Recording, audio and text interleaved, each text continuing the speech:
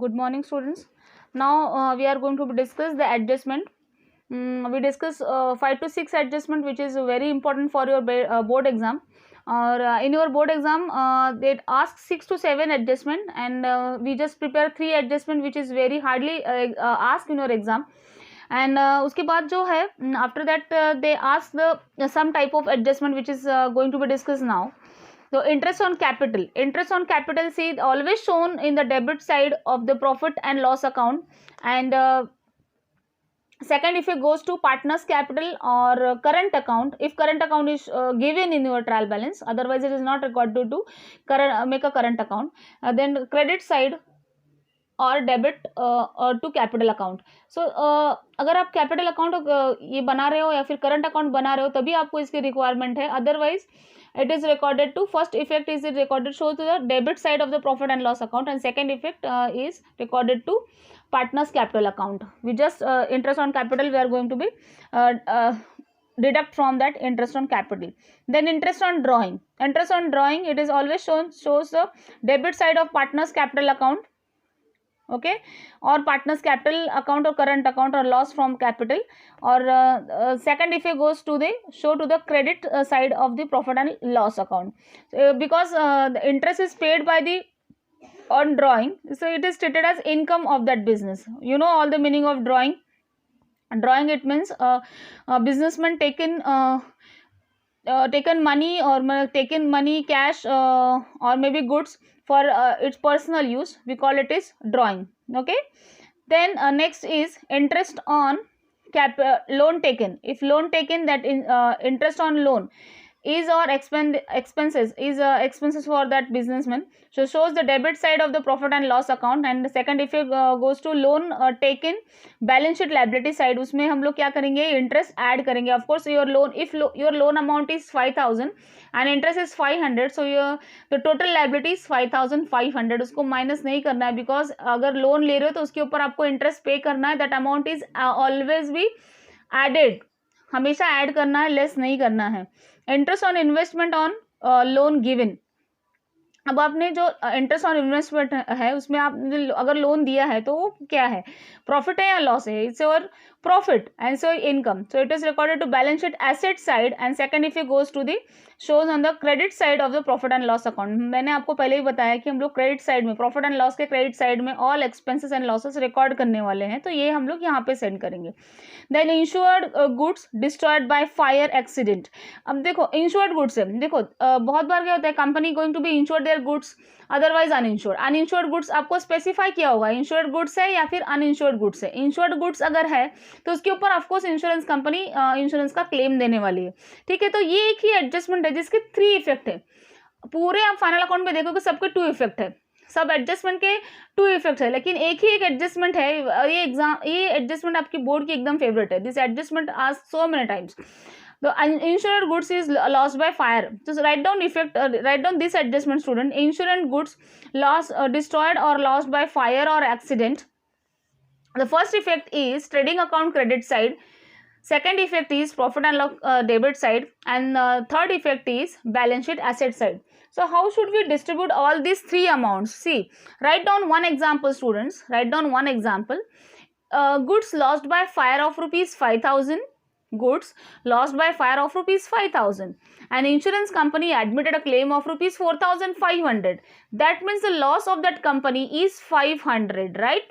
The loss of that company is 500 because the total loss of that company is 5,000, but the insurance company admitted claim of rupees 4,500.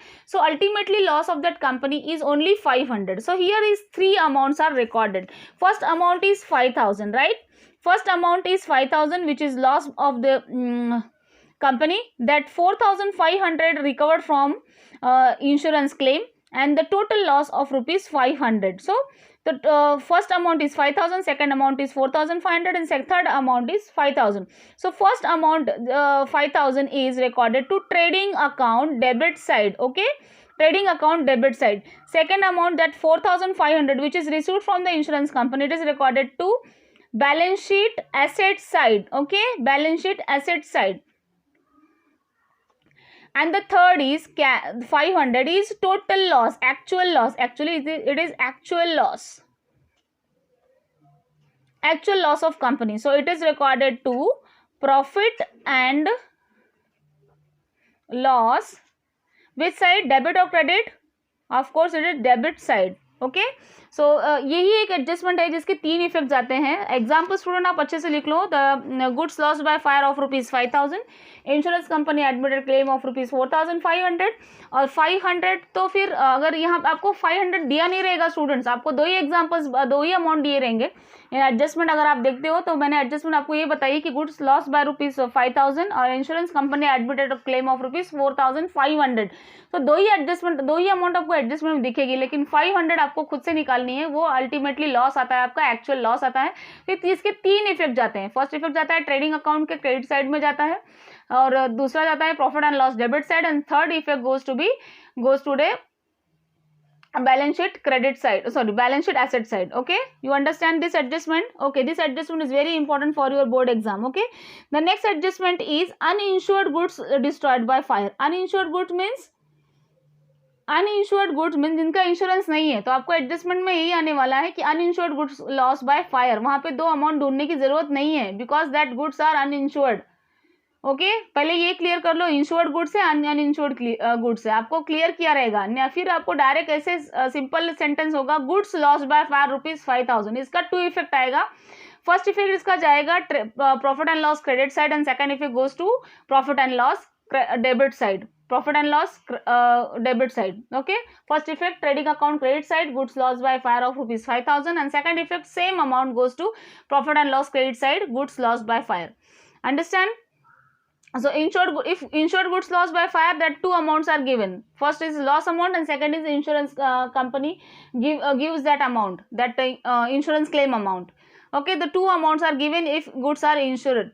Even the insured word is not given in the adjustment, and the just simple sentence is given like goods lost by fire of ₹5,000 and insurance company admitted a claim of ₹4,500. that means that the goods are insurable, and जैसे मैंने आपको पहले बताया था वो तीनों effect आपको यहाँ पे एप्लीकेबल हो जाएंगे. Next is goods stolen. Goods stolen यानी गुड्स का लॉस हुआ है, चोरी हो गए गुड्स. तो same effect, goods related information हम लोग कहाँ रिकॉर्ड करने वाले हैं? All goods related information we recorded in always trading account credit side. मैंने आपको पहले ही फॉर्मेट में एक्सप्लेन किया है. All goods related information is recorded to trading account debit side. So goods are stolen, it is recorded to trading account credit side, and second effect goes to profit and loss debit side. Okay, the next is goods distributed as free sample. Once again I am told you that I am going to tell you that कि goods distributed as free sample है, तो ये भी आपको कहाँ record करना है?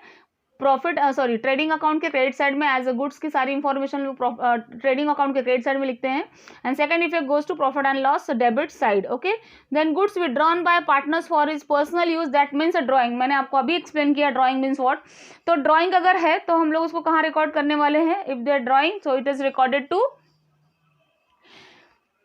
Trading account credit side, and second effect goes to balance sheet asset side, deduct from capital, क्योंकि कैपिटल से अमाउंट वो विड्रॉ की गई है तो कैपिटल से अमाउंट लेस होगी. Okay, then unrecorded purchases and unrecorded sales. See, if unrecorded purchases are given in the problem, so ये समझ लेना हम लोग कि अनरिकॉर्डेड परचेसेस है तो it is recorded in creditors.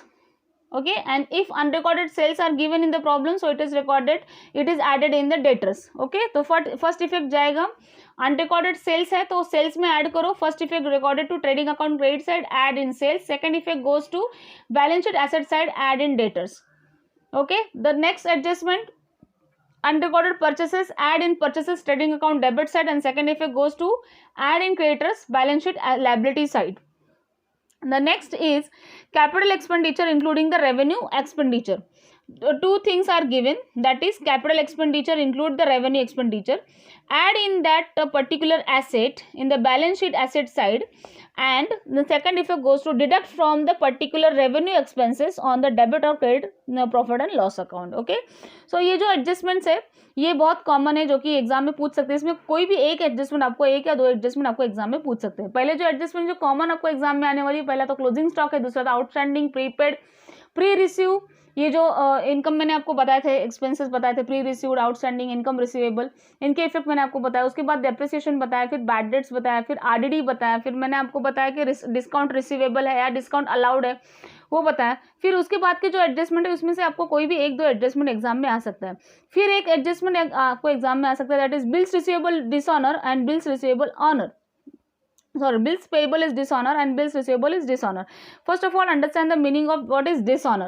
Dishonor, it means a payment is not done on due date. अगर आपका पेमेंट ड्यू डेट पे नहीं हो रहा है तो हम लोग उसको बोलते हैं dishonour.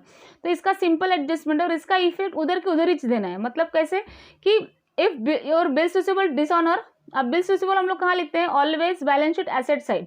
If your bills receivable is dishonour, minus from bills receivable and second effect goes to same asset side, add in debtors. Okay, so वहीं पे ऊपर जस्ट ऐड कर देना है डेटर्स में. तो minus from bills receivable, add in debtors, balance sheet asset side, यानी एक ही जगह पे इसका इफेक्ट जाने वाला है, लेकिन दो एक जगह ऐड होगा, एक जगह लेस होगा. बिल रिसीवेबल से लेस होगा और सेकंड इफेक्ट डेटर्स में ऐड होगा. Next adjustment, bills payable is dishonour.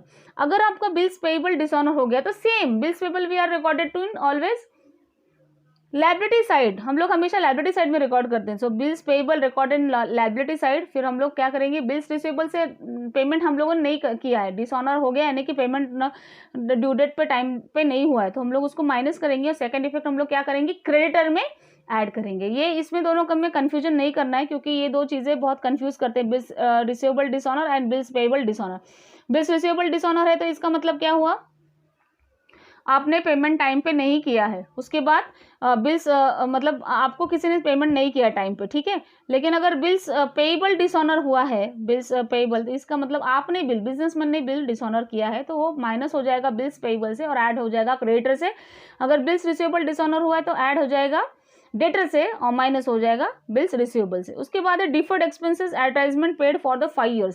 बहुत बार मैंने आपको बताया कि प्रीपेड एक्सपेंसेस, मैंने एडवर्टाइजमेंट का एग्जांपल बताया था. अच्छा ऑफर लगी है 5 years के लिए, कुछ इकट्ठा पेमेंट करने के बाद शायद 5 years का एक्सपेंडिचर एडवर्टाइजमेंट का आपका 50,000 है, लेकिन अगर आप अभी इसी साल में पैकेज ले रहे हो 5 years के लिए, तो इसका मे बी एक्सपेंडिचर 25,000 हो गया. तो अल्टीमेटली बिजनेस में सोचता है कि ठीक है, अभी अगर मैं इतने सारे पैसे पे कर दूं तो मुझे नेक्स्ट 3 years या 4 year ऑफर मिल जाएगी, 5 year की ऑफर मिल जाएगी. बहुत बार फिर ऐसे एक्सपेंसेस पे हो जाते हैं इसी साल में, नेक्स्ट ईयर का भी पेमेंट या नेक्स्ट 5 years का भी पेमेंट हो सकता है. So we call it is prepaid expenses. तो उसका पहला जो इफेक्ट जाएगा, तो एडवर्टाइजमेंट से हम लोग करंट ईयर का जो रहेगा डेबिट, वो debited to profit and loss, जो करंट ईयर का रहेगा. For example advertisement is given in to trial balance. यहाँ पे आपको दिखाती हूँ मैं, यहाँ पे एक फॉर्मेट बना है, यहाँ पे लिखते हैं हम लोग एडवर्टाइजमेंट.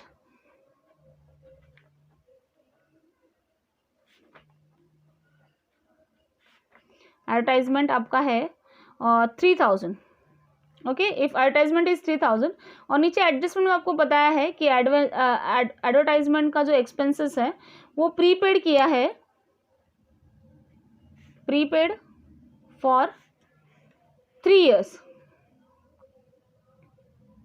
ठीक है, 3 years के लिए प्रीपेड कर दिया. इसका मतलब क्या हुआ कि करंट ईयर का कितना होगा, ऑफ कोर्स 1,000 होगा. ठीक है, तो हम लोग को कितना शो करना है इस साल का, हम लोग को 3,000 से 2,000 लेस करना है. अल्टीमेटली आउटर कॉलम में क्या जाएगा, 1,000 for the current year advertisement and 2,000 is prepaid for the next 2 years. So it is recorded to prepaid expenses, always balance sheet asset side.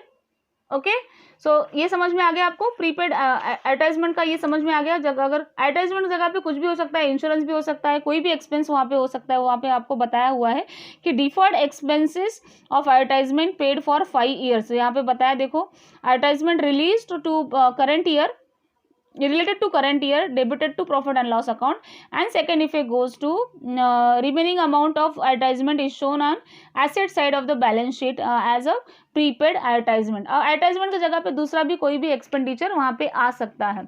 उसके बाद एडवर्टाइजमेंट ऐसे बताया हुआ है कि रेवेन्यू रिसिट्स है, उसके बाद कमीशन ऑन पार्टनर्स है. तो ये दोनों एडजस्टमेंट हम लोग जो प्रॉब्लम सॉल्व करेंगे उसमें करंट अकाउंट रहेगा, तो हम लोग वो एडजस्टमेंट डिस्कस करेंगे कैसे करना है. आई होप स्टूडेंट ये आपको सारे एडजस्टमेंट समझ में आ गए होंगे. नेक्स्ट लेक्चर में हम लोग क्योंकि प्रॉब्लम सॉल्विंग का सेशन लेने वाले हैं, उसमें पहले हम ट्रेडिंग अकाउंट बनाना सीखेंगे, फिर बैलेंस शीट, फिर प्रॉफिट एंड लॉस, उसके बाद फिर बैलेंस शीट डिस्कस करेंगे. उसके बाद फिर हम लोग trading, profit and loss and balance sheet, ऐसे पूरा एक सेशन रखेंगे, क्योंकि हमको एग्जाम में ट्रेडिंग, प्रॉफिट एंड लॉस और बैलेंस शीट तीनों इकट्ठा बनाना है. ठीक है, तो first we make trading account, फिर उसके बाद हम लोग प्रॉफिट एंड लॉस में प्रैक्टिस करेंगे, उसके बाद फिर हम लोग प्रैक्टिस करेंगे बैलेंस शीट की। ठीक है, पहले हमको आइटम पोस्टिंग करना है कि कौन से आइटम कहाँ जाएंगे। फिर मैं जो नेक्स्ट लेक्चर रहेगा, इस नेक्स्ट लेक्चर में आपको मैं पोस्टिंग सिखाने वाली हूँ कि कैसे पोस्टिंग्स करने हैं आपको। ठीक है, कौन से आइटम कहाँ जाएंगे, फिर एडवर्टाइजमेंट को कैसे इफेक्ट देना ही हम लोग नेक्स्ट लेक्चर में लेने वाले हैं।